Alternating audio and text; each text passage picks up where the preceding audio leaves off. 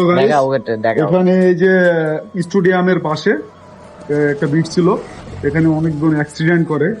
এটা আমার সামনে একজন অ্যাক্সিডেন্ট করছিল, ওই দিন থেকে নিয়োগ করছিলাম যে এই জিতটা আমি করে দেবো ব্যক্তিগত ভাবে। তো এরকম কাজ যেন করতে পারি, সেই জন্য আপনারা লাইক কমেন্ট শেয়ার করে পাশে থাকবেন। ধন্যবাদ।